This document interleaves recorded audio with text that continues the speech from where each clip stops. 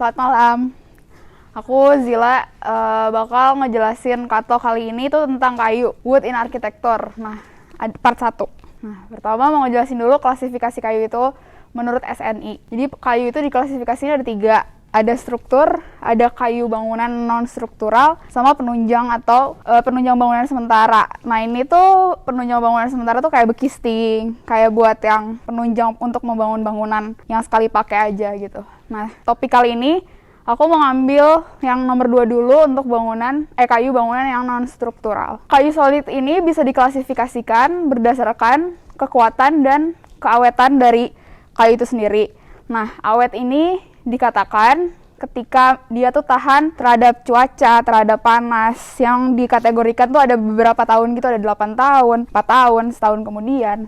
Untuk keawetan ini sendiri tuh ada 4 kelas 1, 2, 3, 4. Untuk kayu solid sendiri, kelas 1 itu ada jati. Jati itu masuknya tingkat pemakaian ada di kelas 1, keawetannya juga kelas 1. Terus tingkat kekuatannya jati itu ternyata masih kelas 2. Ini contoh-contoh kelas menurut spesifikasi kayu-kayunya gitu. Nah, yang aku mau jelasin di sini itu kayu jati dulu. Yang tadi aku bilang tentang keawetan berdasarkan kelasnya, itu ada kelas 1, 2, 3, 4, 5 kan. Dikatakan awet kelas 1 itu kalau misalnya berhubungan dengan sesuatu yang lembab, itu dia tahan 8 tahun, berarti dia masuk kelas 1. Terus kalau kayu yang tidak terlindungi, jadi dia kena angin, kena iklim, tapi bisa dilindungi terhadap air gitu, kalau untuk kelas 1 20 tahun. Terus ada kayu ditempatkan di tempat yang terlindung. Terlindung tuh kayak dia di atap, di dinding. Nah, kalau kelas 1 itu dia tidak terbatas, jadi kayak selamanya dia bakal kuat gitu. Nah, tapi kalau kelas 5 nih contohnya, walaupun dia ditempatin di tempat yang terlindung pun dia pendek gitu umurnya. Terus ada kayu yang ditempatkan di tempat yang terlindung, tetapi dia dirawat juga, terus dia dicat ulang, sama gitu.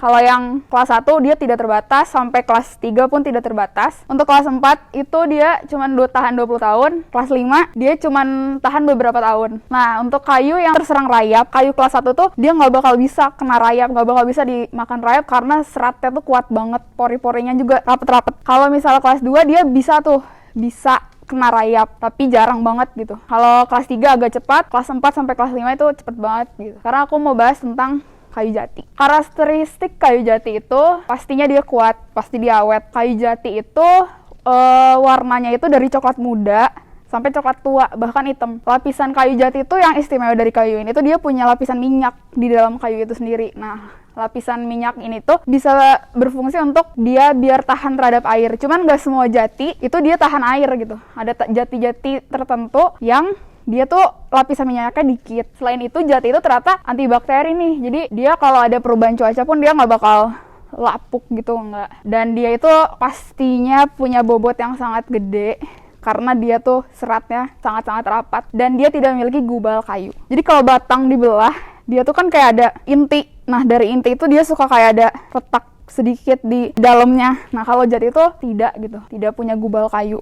Klasifikasi kayu jati atau jenis-jenis kayu jati menurut sifat dan warna. Jati itu ternyata ada 6 nih jenisnya. Pertama, jati lenggo atau jati malam. Warnanya itu namanya juga malam, jadi dia rada gelap. Dia tuh banyak bercak-bercak dan garis-garisnya juga di seratnya. Nah, yang kedua ada jati sungu. Jati sungu itu karakteristiknya berwarna hitam, jadi kayak digambar. Jadi dia si batangnya tuh warnanya hitam dan bobotnya tuh dia lebih berat dibanding jati-jati lainnya. Nah, ini aku nggak nemu gambar pastinya. Cuman kalau jati werut itu kayunya tuh keras dan seratnya tuh kayak berombak gitu. Terus jati doreng. Nah, jati doreng ini termasuk jati yang sangat-sangat dicari orang. Karena dari namanya doreng, dia punya banyak doreng-doreng di batangnya. Doreng-doreng tuh maksudnya serat-serat kayunya tuh kontras banget terlihat gitu. Dia itu tentunya sangat keras. Terus kalau misalnya di coating tuh bisa nyala gitu. Jadi sangat indah. Nyala tuh maksudnya kayak itu kontras antara si dorengnya dengan si kulitnya. Nah, ada yang kelima tuh ada jati kapur. Namanya kapur. Kapur tuh kan putih. Jadi jati ini tuh sebenarnya warnanya paling muda di antara semuanya. Karena dinamain kapur, kenapa? Soalnya dia itu tumbuh di tempat yang emang banyak zat kapurnya gitu di tanahnya, sehingga namanya kapur. Nah, karakteristik dari jati kapur ini termasuk yang kurang kuat dibanding jati yang lain, karena dia emang banyak zat kapur di dalam batangnya. Ya, yang terakhir ada jati kembang, namanya juga kembang. Jadi di serat kayunya itu dia ada semacam gelombang nih, kayak ini nih, dikit sih kelihatannya. Jati kembang ini sering banget digunain buat veneer jati karena emang motifnya kembang gitu, bagus. Jadi kayak ada lukisan bunga atau enggak tanduk gitu, bukan lukisan, seperti lukisan. Nah, ada lagi nih klasifikasi. Sering denger kan kayak jatinya dari mana nih? Dari perhutani, jatinya dari mana? Jati rakyat. Jati rakyat tuh kayak jati yang ditanam sendiri gitu. Jadi apa sih bedanya jati perhutani dengan jati rakyat? Dari gambar ini sendiri kan ada perbedaan yang mungkin emang udah lumayan kelihatan deh. Dari kayak daging di dalamnya itu beda gitu terlihatnya. Bedanya itu kurang lebih seperti ini. Namanya perhutani. Jadi jati perhutani ini tuh dia nanam kayu jatinya bener-bener sesuai sama SOP SNI, dan dia bener-bener ngatur kadar-kadar si kayunya gimana biar dia itu tumbuhnya tuh dengan baik. Kalau jati ini garis besarnya. Kalau jati rakyat itu jati yang emang kayak orang mau nanam jati nih di kebun gitu. Nah, dari perbedaannya pertama nih, kebalik by the way, gambarnya harusnya di sini. Tekstur jati perhutani itu dia halus, terus serat kayunya itu sangat padat. Jadi kalau jati itu kan biasanya ada semacam warnanya tuh ada putihnya banyak, terus ada warna tiba-tiba ada coklat dikit gitu kan. Nah, kalau perhutani itu rata warnanya karena si seratnya itu terbagi dengan baik gitu. Lalu awetnya juga pasti sangat awet karena seratnya bagus, karena emang dikontrol kan tumbuhnya gitu. Warnanya juga coklat tua tuh, rata di seluruh bagian. Nah, biasanya jati-jati yang kayak gitu tuh pasti mahal dibanding jati-jati rakyat. Makanya biasanya dia itu suka dipakai di parket, terus buat tangga. Pokoknya papan-papan kayu yang kena cuaca ekstrim atau apa gitu biasanya pakainya yang perhutani. Sedangkan yang rakyat ini dari segi kualitasnya nggak sebagus perhutani, tapi dia masih dikatakan bagus sih. Kadar airnya pun tinggi. Nah, kenapa tinggi? Makanya jati rakyat ini kalau misalnya mau digunain misal buat furnitur, pasti harus dijemur sampai kering. Jadi sebenarnya yang dipakai di luar sana buat furnitur itu kebanyakan jati rakyat, dan dia tuh nggak sekeras banget perhutani gitu. Jadi dia masih bisa gampang untuk diukir, gampang untuk dibentuk. Nah, tapi itu sendiri biasanya kalau di tempat furnitur itu sebelum dia nge-finishing kayu jati itu sendiri pasti dijemur sampai kadar airnya tuh bener-bener sedikit banget. Makanya semakin retak kayu itu sebenarnya semakin bagus kalau di dunia mebel gitu. Jadi makin lama jati tuh pasti semakin mahal karena ya itu airnya tuh hilang gitu seiring berjalannya waktu. Terus warnanya itu cenderung pucat. Jadi dia punya dua warna nih, kayak gini, ada warna ini, terus ada warna putih. Nah, kualitas kayu gelondong jati pun itu dibagi-bagi jadi 3 grade lagi. Ada grade A, B, sama C. Ketika kayu itu dibelah, pasti kayu yang letaknya di tengah tuh grade A, dia itu kayu yang paling lama tumbuhnya. Batang kayu kan kayak radial tumbuhnya kan. Jadi yang di tengah itu pasti struktur kayu yang paling bagus gitu di antara yang lain. Yang A ini ciri-cirinya dia seratnya stabil. Jadi kayak solid gitu, stabil, kokoh, karena dia paling tua juga kan. Nah, usianya juga ya tua, stabil dan rapat, dan warnanya pun kalau di tengah ini cenderung lebih muda dibanding warna-warna yang lain. Nah, untuk grade B, benernya grade B ini ada di lingkar yang ada grade A dikit, cuman kayak kebanyakannya dia dapat yang coklat-coklat itu. Warnanya pun dia terang sedikit tuh dapat dari yang A, dan strukturnya tuh tidak serapat A karena ya itu usia semakin gede semakin renggang gitu kan. Bukan renggang juga sih, nggak serapat yang di tengah gitu. Nah, untuk dikatakan grade C itu ketika diambil sampai 50% dari penampang komponen. Jadi ketika kayu itu dibelah, dia itu ada di lapisan yang panjangnya itu lebih dari 50%. Jadi di luar, misal kayu diameternya segini, dibelah 2, panjangnya segini. Nah, dia itu setengahnya dari ini keluar. Nah, itu grade C.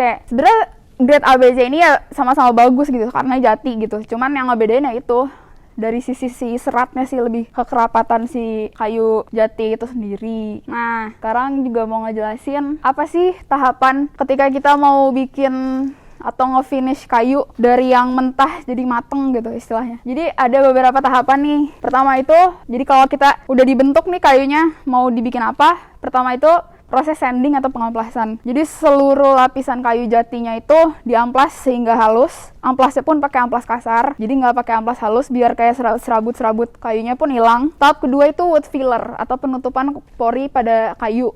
Wood filler ini nama lainnya dempul. Jadi kalau ada namanya kayu kan nggak mungkin sesempurna dan semulus itu. Jadi emang harus didempul biar halus gitu. Nah, habis wood filler ini biasanya di amplas dikit lah, bukan di amplas sih, semacam diratain. Misal kalau ada kayu yang kurang rata dikerok biar kayak lebih mulus atau gimana, diamplas dikit. Lalu warna pakai semprot. Warnanya pun biasanya kalau untuk Nah, warna pun ada 2 tipe kan yang kita tahu, kayak duko sama ada melamin base. Kalau duko itu biasanya, kalau untuk jati jarang banget nih jati di duko. Kenapa? Soalnya sering banget terjadi habis di duko getahnya muncul. Jadi kalau misalnya mau aman sih, kalau mau ngeduko jangan pakai jati, pakai kayu yang lain, karena di kayu-kayu tuh biasanya getahnya tuh suka muncul di akhir gitu. Kalau di awal sih mulus aja gitu. Nah, habis di warna itu kita sealer dengan spray. Sealer itu fungsinya untuk biar serat warna dari kayu itu tuh makin keluar, kayak semakin keluar dan ngelindungin si lapisan warna dari si kayu itu sendiri. Habis di sealer itu pas di sanding lagi, di amplas lagi, tapi amplasnya amplas halus. Habis di amplas baru pakai top coat. Nah, biasanya top coat ini finishingnya mau apa nih, mau glossy atau mau doff. Nah, itu biasa di top coat ini, mau waterproof atau enggak gitu, itu biasa di top coat. Nah, yang terakhir itu proses polishing atau compound, itu biasa dielap-lap gitu sih biar mengkilat sebelum dikirim. Nah, ini contoh finishing warna kayu. Yang di atas ini warna dempul, wood filler. Kan kayu tuh warnanya beda-beda kan, ada yang putih, ada yang gelap, ada yang ini. Nah, biasanya pakainya wood filler yang emang ada spesifikasinya. Misal kayu oak warnanya ini, untuk kayu teak atau jati dia warnanya seperti ini. Terus untuk warnanya pun ini base melamin. Jadi melamin itu lapisan ya melamin. Jadi serat kayunya tuh tidak terblok dengan total gitu. Contohnya nih kayak kayu meja termesi di situ. Itu tuh sama sekali nggak pakai ini. Jadi dia pure warna dari kayu itu sendiri. Tahap finishingnya itu kalau yang itu dia nge-skip pewarnaan pakai ini. Jadi dia wood filler lalalala. Dia amplas sampai halus, terus baru pakai top coat ini, pakai finishingnya gitu, glossy kan itu. Jadi warnanya emang sengaja dikeluarin gitu. Nah, untuk kayu jati dalam arsitektur sendiri tuh bisa banyak ya, sesuai dengan karakteristik yang dijelasin.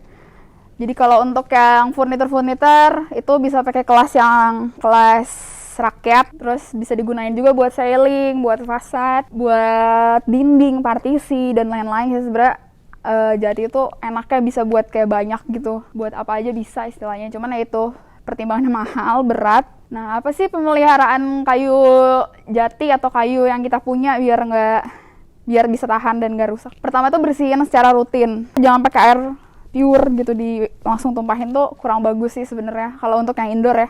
Bersihnya dilap-lap aja pakai semprotan spray.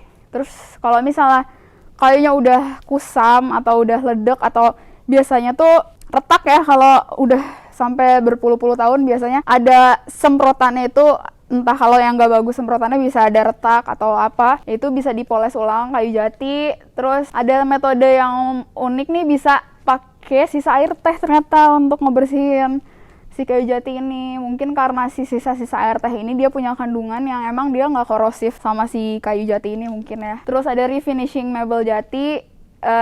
Finishing ini sebenarnya lebih ke top coat tadi, ke si si lapisannya aja. Terus ya tadi sih, hindarkan mebel dengan air. Jadi sekuat-kuatnya jati nih, kalau direndam di air terus ya 8 tahun pun udah nggak bisa dikatakan awet lagi gitu. Dan jaga suhu ruangan tetap hangat, jangan lembab atau jangan dingin, atau ya dingin boleh sih, cuman kan kayu kan pasti ada melenting atau nggak melendut, itu kan pasti sering terjadi ya kayu besi.